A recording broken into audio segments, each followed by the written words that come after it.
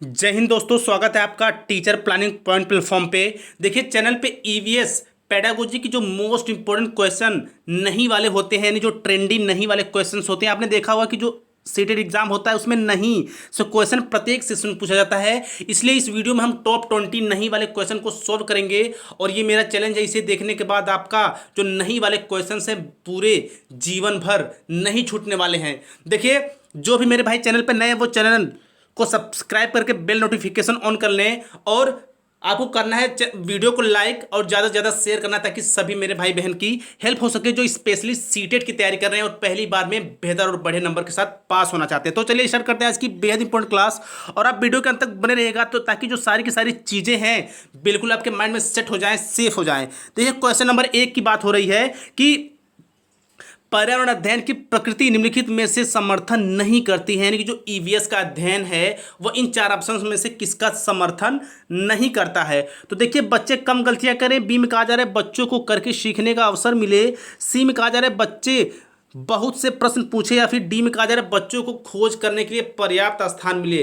तो देखिए इसका जो सबसे सही ऑप्शन है वो है ऑप्शन नंबर ए, यानी कि बच्चे कम गलतियां करें, पर्यावरण अध्ययन की प्रकृति निम्नलिखित में से समर्थन नहीं करती। देखिए गलतियां क्या है, सीखने का एक पार्ट है, इसलिए हम इसको नकार नहीं सकते। तो ऑप्शन नंबर ए बिल्कुल 110% करेक्ट होगा। देखिए वीडियो बिल्कुल फटाफट होने वाली, टॉप 20 क्वेश्चन को हम सॉल्व करेंगे और ये टॉप 20 बिल्कुल आपके माइंड में सेट कर दूंगा। ये मेरा चैलेंज है, बस आप वीडियो के अंत तक बने रहेगा। चलते हैं क्वेश्चन नंबर 2 की तरफ। देखिए निम्नलिखित कथनों में से कौन सा प्राथमिक स्तर पर पर्यावरण अध्ययन पढ़ाने का उद्देश्य नहीं है। देखिए पढ़ाने का उद्देश्य नहीं है और मैं आपको बार बार कहता हूं कि जहां भी कहीं उद्देश्य संबंधी बात आए, चाहे वो नहीं है या फिर हो, तो उसके लिए आपको कैसा ऑप्शन चुनना होता है, one of the best option चुनना होता है। जो ये 4 आपको ऑप्शन दिए होते हैं इनमें जो सबसे बेस्ट ऑप्शन होता है वो चूज करना है। क्वेश्चन चाहे सकारात्मक हो चाहे नकारात्मक हो। तो चलिए ए में कहा जा रहा है कि प्राकृतिक व सामाजिक वातावरण के बारे में उत्सुकता जगाना, बी में कहा जा रहा है बच्चों को खोजने की क्रियाओं में लगाना, सी में कहा जा रहा है बच्चों पर आकलन के लिए शब्दावली और परिभाषाओं का बोझ डालना। क्वेश्चन नंबर 2 इन्हीं 3 ऑप्शन में से एक ऑप्शन बिल्कुल करेक्ट है। तो इसका जो सबसे सही ऑप्शन है वो है ऑप्शन नंबर सी, यानी कि बच्चों पर आकलन के लिए शब्दावली और परिभाषाओं का बोझ डालना। देखिए हम ईवीएस क्लास के दौरान यानी प्राथमिक स्तर पे हम किसी भी बच्चे पे आकलन संबंधी शब्दावली या फिर परिभाषाओं का बोझ नहीं डाल सकते, बल्कि हमें चीज़ें उनकी रुचि के हिसाब से, उनके इंटरेस्ट के हिसाब से उनको सिखाना है ताकि उनका जो विकास हो बिल्कुल बेहतर हो सके और वो चीज़ों को अच्छे ढंग से समझ पाएँ। आगे चलते हैं क्वेश्चन नंबर 3 की तरफ। देखिए निम्नलिखित में कौन सा प्राथमिक विद्यालय में पर्यावरण अध्ययन पढ़ाने का उद्देश्य निरूपित करता है। देखिए यहाँ पे देखिए अभी आपने ऊपर क्या पढ़ा कि उद्देश्य नहीं है, अब आप पढ़ेंगे कि क्या उद्देश्य है। यानी कि देखिए उद्देश्य मैं आपको बार बार कहता हूँ, कहीं भी उद्देश्य आ जाए तो आपको जो 4 ऑप्शंस दिए होते हैं इनमें जो one of the best option होता है, यानी कि वह ऑप्शन हम चूज करेंगे जो बाकी 3 ऑप्शन को अपने अंदर समाहित किए होता है। तो देखिए इसके जो ऑप्शन है, ए में कहा जा रहा है बच्चों को तकनीकी शब्दावली से परिचित कराना, बी में कहा जा रहा है कि पर्यावरण अध्ययन से संबंधित तकनीकी शब्दों का आकलन, सी में कहा जा रहा है अपने ज्ञान का विस्तार के लिए बच्चों को सूचना देना, या फिर डी में कहा जा रहा है विद्यालय में बच्चों के अनुभव को बाहरी दुनिया से जोड़ना। तो देखिए ईवीएस प्राथमिक स्तर पर पढ़ाने का सबसे सर्वोपरि, सबसे बेहतर, सबसे सुपर क्या है, वो है ऑप्शन नंबर डी, यानी कि विद्यालय में बच्चों के अनुभव को बाहरी दुनिया से जोड़ना। प्राथमिक स्तर पर ईवीएस पढ़ाने का सबसे प्रमुख, सबसे सुपर, सबसे बढ़िया, सर्वोपरि उद्देश्य है। आगे चलते हैं, पर्यावरण की परिभाषा क्या है, मोस्ट इंपोर्टेंट क्वेश्चन है ये। देखिए सारे के सारे जो 20 हैं बिल्कुल टॉपेस्ट क्वेश्चन है और हर बार कहीं ना कहीं सीटेट एग्जाम में बनते ही बनते हैं। तो देखिए घटक, बी में कहा जा रहा है कि समुद्र तल के नीचे पृथ्वी पर वस्तुएं, सी में कहा जा रहा है चीजें जो हमें घेरती हैं, या फिर डी कोई नहीं। पर्यावरण की परिभाषा पूछा जा रहा है, बिल्कुल लड्डू क्वेश्चन है ये। ऑप्शन नंबर सी बिल्कुल सही होगा, चीज़ें जो हमको घेरती हैं या चीज़ें जो हमें घेरी हुई हैं, क्या है, पर्यावरण की परिभाषा। देखिए हम अगल बगल सभी चीज़ों से घिरे हुए, चाहे वो पर्यावरण हो, पेड़ पौधे, नदियाँ, पहाड़, पठार, कुछ भी हो, यानी हम घिरे हुए हैं। सो चीज़ें जो हमें घेरती हैं वो क्या है, हमारे पर्यावरण है, इन्वायरमेंट है। आगे चलते हैं क्वेश्चन नंबर 5 की तरफ। देखिए प्राथमिक कक्षाओं में पर्यावरण अध्ययन पढ़ाने के लिए निम्नलिखित में से कौन सा उद्देश्य संबंधित नहीं है। देखिए निगेटिव वाला क्वेश्चन है तो हमें ऑप्शन भी one of the best negative वाला ही चूज करना होगा। ए में कहा जा रहा है कि विज्ञान के आधारभूत प्रयोग को रटकर याद करवाना, बी में कहा जा रहा है कि पर्यावरण को खोजने के अवसर प्रदान करना, सी में कहा जा रहा है कि अवलोकन, मापन, भविष्य कथन और वर्गीकरण कौशलों का विकास करना, या फिर डी में कहा जा रहा है कि भौतिक और सामाजिक परिवेश के प्रति संवेदनशीलता विकसित करना। तो देखिए आपको क्या बताना है कि उद्देश्य संबंधित नहीं है, तो वो है ऑप्शन नंबर ए, यानी कि विज्ञान के आधारभूत प्रयोगों को रटकर याद करवाना। देखिए रटकर याद करवाना बिल्कुल नकारात्मक शब्दों के लिए टैग वर्ड है। जहां कहीं भी वर्ड में नकारात्मक यदि क्वेश्चन पूछ रहा है तो इसमें रटकर है, तो आप बिल्कुल उसे सही लगा सकते हैं, बिल्कुल 110% करेक्ट होगा। आगे चलते हैं क्वेश्चन नंबर 6 की तरफ। देखिए पर्यावरण अध्ययन की अंतर विषय प्राकृतिक पर्यावरणीय मुद्दों के द्वारा संबंधित करते हैं। देखिए इस क्वेश्चन को मैं आपको समझा दूं कि देखिए जो ईवीएस का बुक होती है उसके अंतर्गत हम जो विज्ञान पढ़ते हैं या फिर और भी जो पर्यावरणीय मुद्दे पढ़ते हैं, बेसिकली क्वेश्चन में ये पूछा जा रहा है वो किसके द्वारा संबंधित रहते हैं या संबोधित होती हैं, आपको ये बताना है। तो इसके ऑप्शन आप देख लीजिए।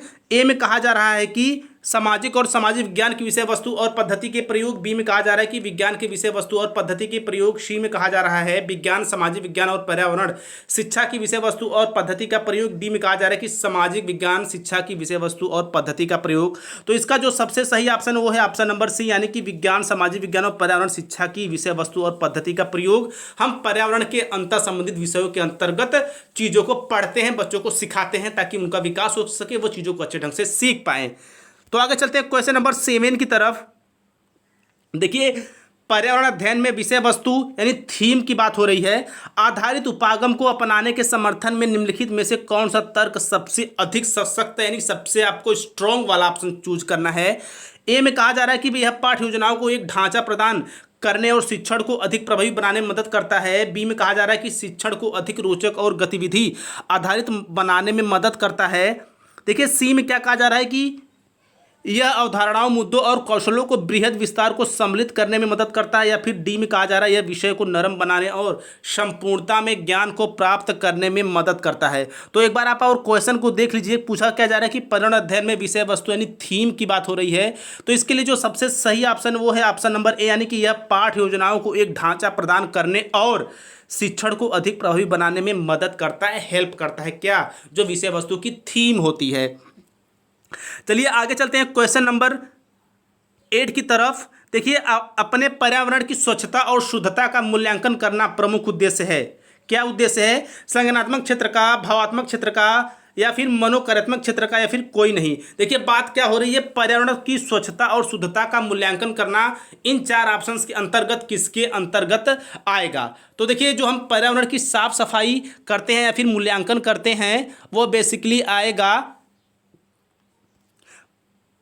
भावात्मक क्षेत्र के अंतर्गत। ऑप्शन नंबर बी बिल्कुल करेक्ट होगा, यानी कि अपने पर्यावरण की स्वच्छता और शुद्धता का मूल्यांकन करना प्रमुख उद्देश्य है भावात्मक क्षेत्र का। तो चलिए आगे चलते हैं क्वेश्चन नंबर 9 की तरफ।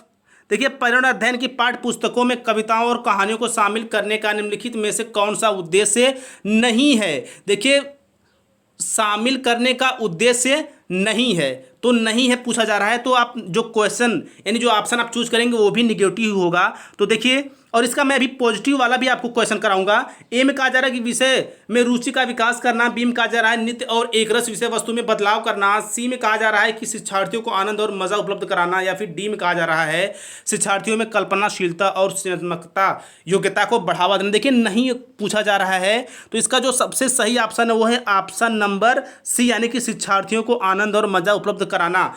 बिल्कुल जो ईवीएस की पाठ्य पुस्तक में कविताएं और कहानियां सुनाने का मुख्य उद्देश्य नहीं होता, यानी कि जो ऑप्शन नंबर सी है बिल्कुल करेक्ट है। आगे चलते हैं क्वेश्चन नंबर 10 की तरफ। देखिए पर्यावरण अध्ययन की पाठ्य पुस्तकों में पहेलियां शामिल करने का निर्देश में से कौन सा उद्देश्य नहीं है, यानी कि आपने यदि पाठ में पहेलियां ऐड करते हैं तो उसका मुख्य उद्देश्य क्या नहीं है। यानी कि ऑप्शन में आपको वो बताना है कि जो पहेलियां बच्चों को हम सिखाते हैं, समझाते हैं, या फिर जो बच्चे पहेलियों के द्वारा सीखते हैं उसका विपरीत ऑप्शन आपको चुनना है। तो देखिए ऑप्शन नंबर ए में क्या कहा जा रहा है कि बच्चों में आलोचनात्मक चिंतन शक्ति विकसित करना। बी में कहा जा रहा है बच्चों में आलोचनात्मक चिंतन शक्ति का विकास करना। सी में कहा जा रहा है कि बच्चों के मस्तिष्क को भ्रमित करना और उन्हें इस भ्रम का आनंद उठाने देना। या फिर डी में कहा जा रहा है सृजनात्मक चिंतन की योग्यता और उत्सुकता का विकास करना। तो देखिए पाठ में पहेलियों को शामिल करने का जो सबसे मुख्य उद्देश्य नहीं है, देखिए नहीं है तो आंसर भी नहीं वाला होगा। तो ऑप्शन नंबर सी बिल्कुल सही है, बच्चों के मस्तिष्क को भ्रमित करना और इन्हें इस भ्रम का आनंद उठाने देना।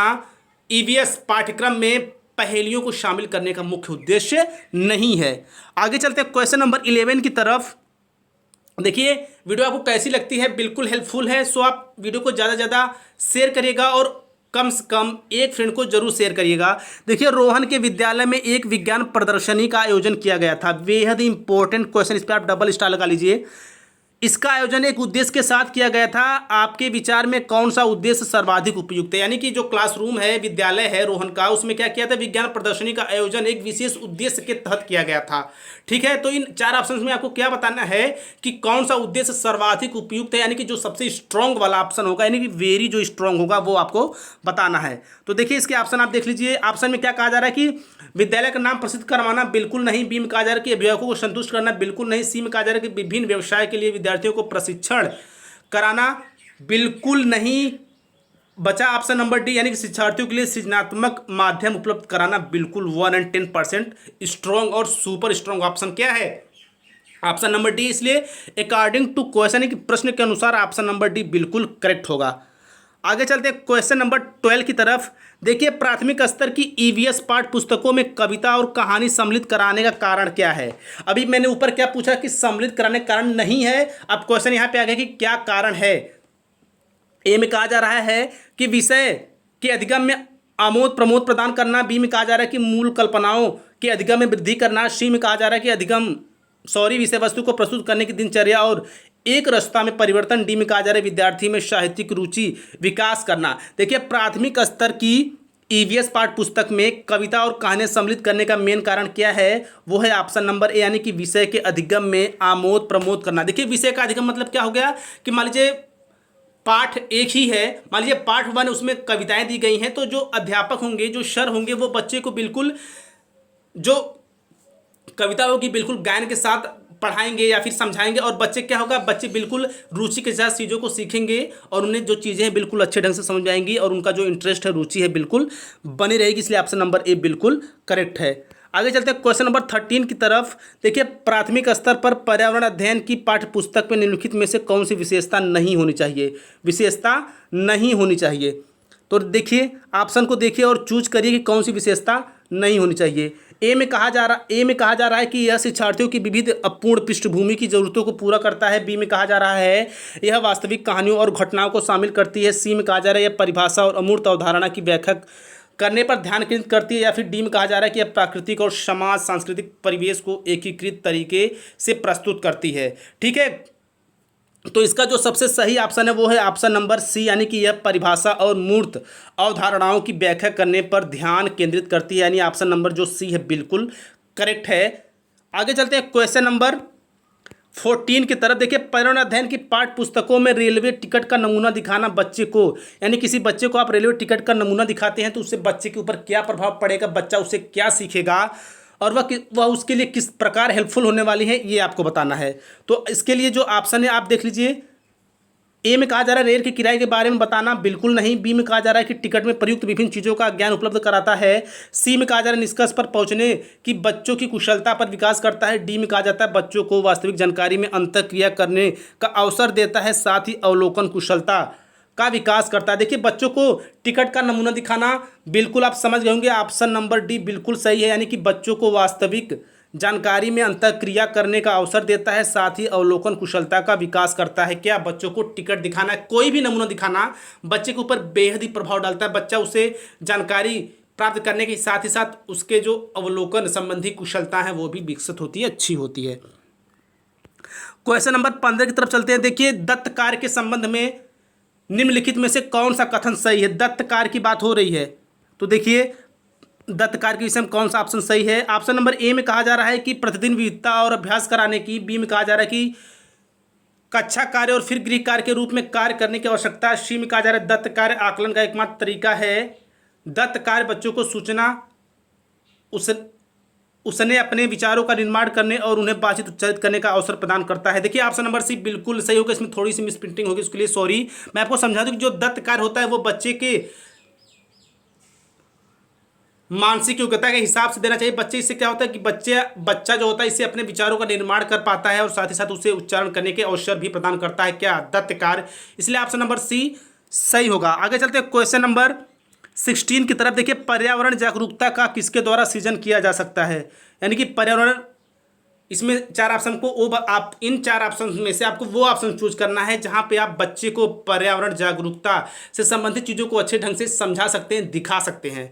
ए में कहा जा रहा है व्याख्यान, बी में क्षेत्रीय भ्रमण, सी में समूह वार्तालाप, डी में अध्ययन। देखिए व्याख्यान यदि हम बच्चों को बस ब्लैक बोर्ड पर ही बताएं तो बच्चा बिल्कुल नहीं समझ पाएगा, तो समूह वार्तालाप से भी नहीं समझ पाएगा, अध्ययन से भी नहीं समझ पाएगा। पर जो ये क्षेत्रीय भ्रमण है, ऑप्शन नंबर बी जो क्षेत्रीय भ्रमण है बिल्कुल करेक्ट, 110% करेक्ट है। देखिए क्षेत्रीय भ्रमण से होता है कि यदि बच्चे चीज़ों को घूम के सीखेंगे, मान लीजिए हमें किसी बच्चे को पेड़ के विषय में, जंगलों के विषय में पढ़ाने थी, हम बच्चे को जंगल में ले जाकर, पेड़ के पास ले जाकर चीज़ों को समझाएं, दिखाएं और उन्हें महसूस करवाएं, तो वो चीज़ों को अच्छे ढंग से और बेहतर ढंग से सीख पाएंगे। इसलिए जो क्षेत्रीय भ्रमण है पर्यावरण जागरूकता का सृजन के लिए सबसे बेहतर ऑप्शन है।